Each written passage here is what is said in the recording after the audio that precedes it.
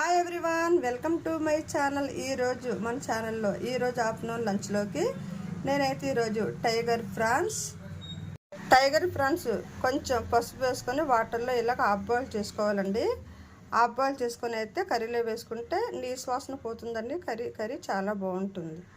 ఇప్పుడు బాయిల్ చేసి పెట్టుకున్న ఎగ్స్ అండ్ కటింగ్ చేసి పెట్టుకున్న ఆనియన్స్ ముక్కలు, కటింగ్ చేసి పెట్టుకున్న టమాటో ముక్కలు, కరివేపాకు ఇవన్నీ రెడీ చేసుకుని ఒక ప్లేట్లో పెట్టుకోవాలండి.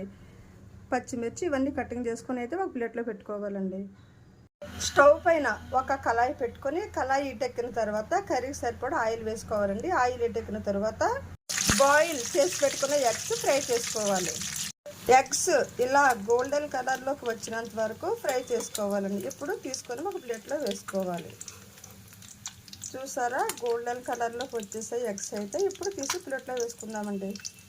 ఇప్పుడు కటింగ్ చేసి పెట్టుకున్న ఆనియన్స్ వేసేసుకోవాలి.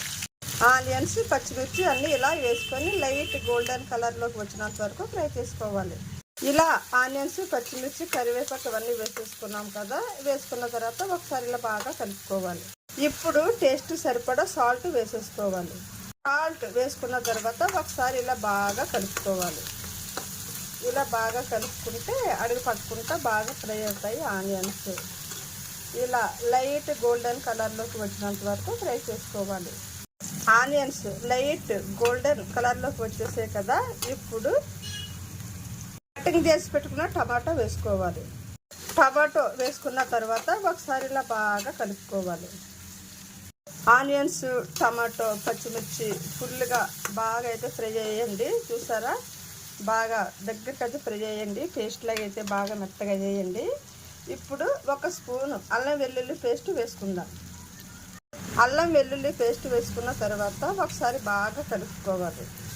ఇలా ఒకసారి బాగా కలుపుకుంటే బాగా ఫ్రై అవుతుంది అల్లం వెల్లుల్లి పేస్ట్. అల్లం వెల్లుల్లి పేస్ట్, ఆనియన్స్, టమాటో మొత్తం ఈ ఇంగ్రీడియంట్స్ అంతా బాగా ఫ్రై అవ్వాలి. బాగా ఫ్రై అయితే మంచి టేస్ట్ వస్తుంది కర్రీ. అల్లం వెల్లుల్లి పేస్ట్ బాగా ఫ్రై అవుతే మంచి టేస్ట్, మంచి స్మెల్ వస్తుంది. కర్రీ చాలా టేస్టీగా చాలా బాగుంటుంది.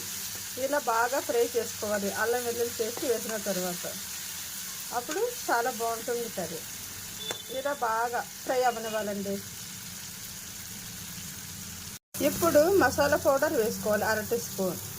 మసాలా పౌడర్ వేసిన తర్వాత మళ్ళీ ఒకసారి బాగా కలుపుకోవాలి. ఇది కూడా బాగా ఫ్రై అవ్వాలి. ఇలా ఒకసారి కలుపుకుంటే సరిపోతుంది. ఇప్పుడు బాయిల్ చేసి పెట్టుకున్న ప్రాన్స్ వేసేసుకోవాలి. ఇలా